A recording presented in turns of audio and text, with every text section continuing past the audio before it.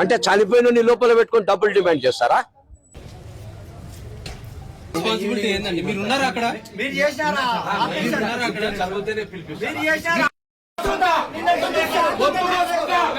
మీకు ఆరోగ్యశ్రీతో పాటు మాకు ఎక్కువ ఖర్చు వచ్చింది, మీకు ఆపరేషన్ 100% సక్సెస్ అయింది, మీరంతా లక్కీ ఫెలోస్, 3 నుంచి 4 లక్షలు సమకూర్చుకోండి, అర్జెంట్ కావాలా అన్నారు.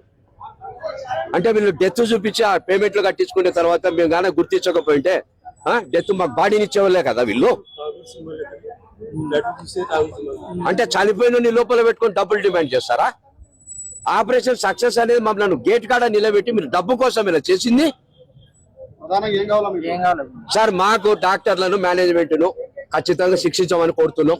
మాకు రూపాయి డబ్బొద్దు, మేమేం ఆశించట్లేదు.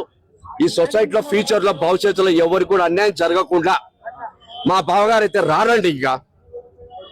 కానీ భవిష్యత్తులో ఇటువంటి కుక్కలు పనిచేయొద్దుంటుండే నేను మొత్తం కర్నూలు జిల్లాకు చెప్తున్నాను. నేను దయచేసి మీ అందరి కాళ్ళు మొక్కి చెప్తాం, మీ డాక్టర్లకు మేము రక్తాలు అమ్ముకుంటున్నారు, ప్రాణాలు అమ్ముకుంటున్నారు. మీరు ఏం సార్ మీకు డబ్బు లేదా?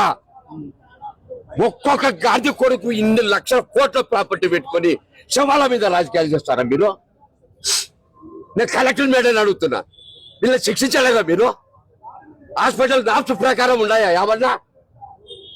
బ్లడ్ మీరు ఫ్రీగా సప్లై చేస్తుంటే కూడా బాటిల్ అమ్ముకుంటలేరా వీళ్ళు?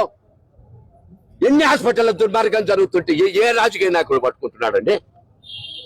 కలెక్టర్కి బాధ్యత ఉంది, మేడం మీకు బాధ్యత ఉంది, ప్రభుత్వానికి బాధ్యత ఉంది. మేము సత్యప్రసాద్ గారికి, లోకేష్ గారికి, మేడం గారికి మేము కంప్లైంట్లు చేసినాం.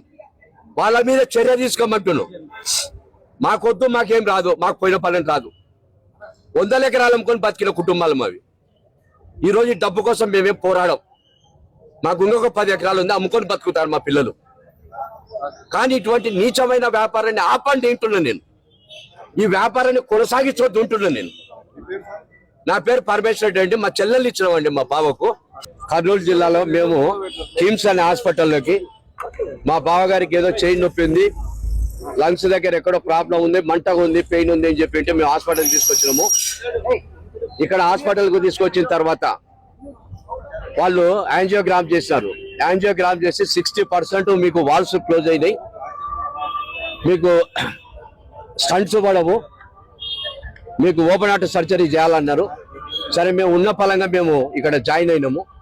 మా దగ్గర డబ్బు లేకపోతే ఆరోగ్యశ్రీ కింద జాయిన్ అయినాము. ఆరోగ్యశ్రీ కింద 3 రోజులు టెస్టులు చేపించినారు. చేపించిన తర్వాత బ్లడ్ కావాలన్నారు. 4 బాటిల్ బ్లడ్ తీసుకొచ్చినాము. తీసుకొచ్చిన తర్వాత ఆ రోజు సర్జరీ అయ్యింది. సర్జరీ అయిన తర్వాత ఈయన 2 గంటలకు చేస్తా అని 3 గంటలకు తీసుకొని పోయి 4 గంటలకు తీసుకొని పోయి 8 గంటలకు సర్జరీ అయిపోయింది. సర్జరీ అయిపోయిన 5 నిమిషాలకు సర్జరీ 100% సక్సెస్ అయిందండి, గ్రాండ్ సక్సెస్ అయింది, రండి మీరు చూతురండి అని చెప్పి మా చెల్లెల్ని, మా బావగారి కోడళ్ళు, వాళ్ళ పిల్లలు, వాళ్ళ కుటుంబాన్ని తీసుకొని పోయినారు. వాళ్ళ కుటుంబాన్ని తీసుకొని పోయిన తర్వాత వాళ్ళు ఏమన్నారు, ఎందుకు ఇక్కడ ఆపినారంటే, లేదు ఇంకొక 5 నిమిషాల పని ఉంది, మీరు ఇక్కడ ఆగండి అన్నారు. 5 నిమిషాలైన స్ట్రోక్ అన్నారు. మళ్ళీ ఇంకొక 5-10 నిమిషాల్లో బ్లీడింగ్ అవుతుంది అన్నారు. ఆపరేషన్ 100% సక్సెస్ అయినప్పుడు బ్లీడింగ్ ఎందుకు అవుతుంది అని చెప్పి అడుగుతున్నాను. నువ్వు బ్లీడింగ్ అయ్యేటప్పుడు డాక్టర్, ఇక్కడ ఉండాల్సిన డాక్టర్ ఎందుకు పారిపోయినాడు? ఆపరేషన్ చేసిన డాక్టర్ జూనియర్లతో చేపించి ఒక్క సీనియర్ డాక్టర్ ఉండి సీసీ ఫుటేజీలు లేకుండా, వాళ్ళు ఎటువంటి కారణాలు లేకుండా ఆయన ఎందుకు పారిపోవాల్సి వచ్చింది? నీ జూనియర్ డాక్టర్లకు ఎందుకు అప్పచెప్పిపోయినావు నువ్వు? మేము అడిగినాం, ఏం జరిగిందో ఆ సీసీ ఫుటేజ్ మాకు ఇవ్వండి, మా బాడీని మేము తీసుకొని పోతాం, మా బావగారిని మేము తీసుకొని పోతాం ప్రాధాయపడినాం వాళ్ళను. ఈ రోజు దాకా అంటే ఇప్పటికి 14-15 గంటలు అయింది, మేము భోజనం చేయలేదు, వాళ్ళతో ఇండ్లకు పోలేదు. బాడీని ఇస్తారంట, బాడీని ఇక్కడ పెట్టుకోమన్నాం. మేము ఎవరం లేము, 4 ఆడపిల్లలు, నేను ఒక్కడిని ఉన్నా.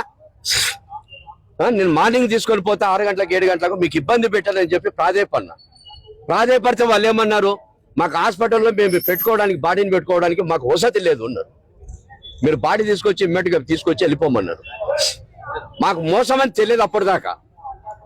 ఆయన డాక్టర్ పారిపోయినాక సీసీ ఫుటేజ్ వాళ్ళు ఇవ్వమన్నప్పుడు మాకు మోసం అనిపించింది.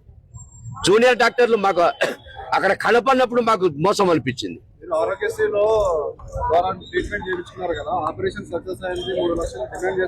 చెప్తాను సార్, వాళ్ళు హాస్పిటల్ నుంచి వచ్చినప్పుడు ఆ డాక్టర్ పారిపోయినప్పుడే మాకు అనుమానం వచ్చింది. అడిగిపోయినప్పుడు మేము సీసీ ఫుటేజ్ అన్ని రకాలుగా అడిగినాం.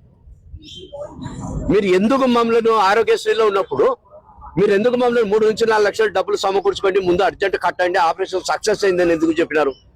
చెప్పిన 5 నిమిషాలకి ఎందుకు ఫెయిల్యూర్ అంటున్నారు?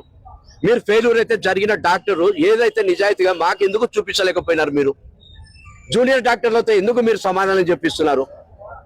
ఓన్లీ మీరు మంచి డాక్టర్లు అయితే మీ డాక్టర్లు రేటింగ్ ఉంది హాస్పిటల్కు, ఒక 10 కేసుల్లో ఒక 9, 8 సక్సెస్ అయినాయంటే